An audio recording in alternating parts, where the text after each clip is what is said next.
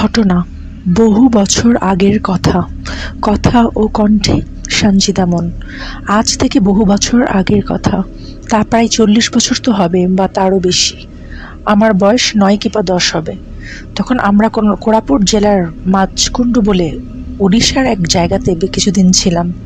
উড়িষ্যার জয়পুর থেকে প্রায় 40 কিলোমিটার দক্ষিণে টানা পাহাড়ের ওপার ঘাট রাস্তা। তখন দিনে একটা বাস চলতো। বাবার সঙ্গে আমরা জিপে যেতাম মাঝকুন্ডু। খুব ভয় করতো যখন কিনা জিপটা পাহাড়ে গা ঘেঁষে চলতো। অন্ধ্রপ্রদেশের গোদাবরী নদীর এক শাখা নদী মাঝকুন্ডু নদী। এই নদী হঠাৎ দিক পরিবর্তন করে জলপ্রপাতে পরিণত হয়, নাম ডুডুমা জলপ্রপাত। চারিদিকে পাহাড় ঘেরা এক মনোরম জায়গা, শান্ত পরিবেশ। জলপ্রপাতের শুরু গভীর গর্জনে কম্পিত পরিবেশ। এখানে 1955 সালে তৈরি হয় জলাপুট ড্যাম। জলা মানে জল, পুট মানে ঘর, অর্থাৎ জলের ভাণ্ডার। এখানে তৈরি হয় মাঝকুন্ডু হাইড্রো ইলেকট্রিক প্রজেক্ট এবং উড়িষ্যার মিলিত উদ্যমে 34.273 এসসি জলকে জলপ্রপাত থেকে 15 কিলোমিটার টানেল দিয়ে 120 মেগাওয়াট বিদ্যুৎ উৎপন্ন হয় 1955 সালে। এখন অবশ্যই প্রজেক্ট পূরণ হয়ে গিয়েছে, যার নব কলেবরের প্রয়োজন। সেটা 1958-র কথা। ভাবুন তখন ওই জায়গা কীরকম ছিল। গভীর জঙ্গলে ভরা নির্জন পরিবেশ। সভ্যতার কোনো চিহ্ন বর্ণ ছিল না। কিছু আদিম অধিবাসী এবং কিছু সরকারি বাবু, কেউ তাদের পরিবারের সঙ্গে থাকতেন, কেউ একা। কিছু তেলেগু, উড়িয়া এবং একমাত্র বাঙালি পরিবার। অবশ্য আমরা ছুটি কাটাতে যেতাম ওখানে, কারণ আমার পিতৃদেব ওখানকার একজন অফিসার ছিলেন। আমাদের পড়াশোনার জন্য তিনি একাকিত্ব বেছে প্রসঙ্গে আসি। সেই 1955 সালের আগে ওই জলাপুটে আসেন কিছু জার্মান ইঞ্জিনিয়ার। তাদের জন্য সার্কিট হাউস তৈরি হয়েছিল যাতে কোনো অসুবিধা না হয়। আজ সেই সার্কিট হাউসের কথা বলি। জার্মান সাহেবরা ঘরদোর ছেড়ে এই বিদেশ বিভূতিতে এসে আমাদের দেশে ঘরে ঘরে আলো জ্বালাতে আসেন। কিন্তু তারই মধ্যে ঘটে কিছু অঘটন। ওই নির্জন বনানীতে এক সুন্দরী তেলুগু মহিলা ছিলেন, নাম জি পূর্ণিমা।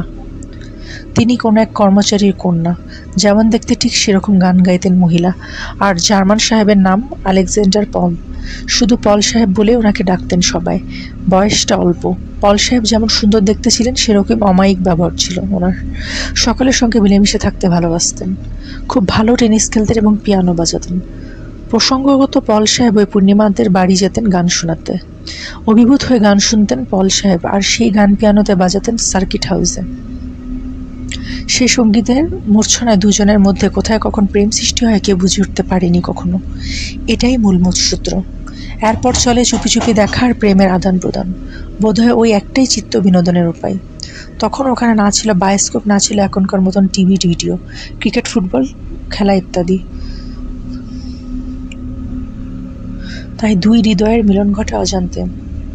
ক্রমে পূর্ণিমা অন্তঃসত্ত্বা হন। এর মধ্যে পল সাহেব পূর্ণিমাকে প্রায় স্ত্রীর দরজা দেওয়ার জন্য প্রস্তাব রাখেন তার বাবার কাছে।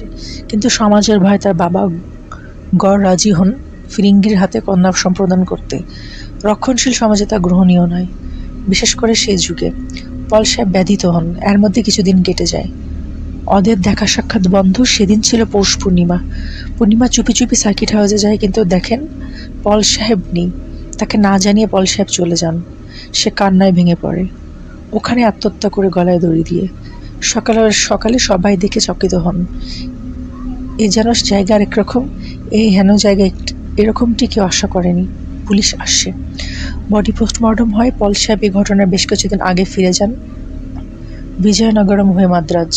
ওখান থেকে দেশে পাড়ি দেন। সে সার্কিট হাউসে এরপর আর কোনো সাহেব থাকেননি, কারণ পূর্ণিমা ঠিক পূর্ণিমার দিন রাতে বেরোতো খোলা চুলে। ওই নির্জন পরিবেশে কার বাবা সার্কিট হাউসে থাকবে? আজও পূর্ণিমার অতৃপ্ত আত্মা পল সাহেবের অপেক্ষায়। মৃদু সঙ্গীতের ঝঙ্কার শোনা যায়, আর শোনা যায় পূর্ণিমার হাসি কান্নার শব্দ। পল সাহেব কি জানেন পূর্ণিমার কি হলো? আজও ওই সার্কিট হাউসে কেউ একলা থাকে না, আর পূর্ণিমার দিন বন্ধ থাকে সার্কিট হাউসের দরজা। ত্রিভুবনজিৎ মুখার্জি। ঘটনাটি ভালো লাগলে লাইক এবং সাবস্ক্রাইব করে পাশে থাকবে।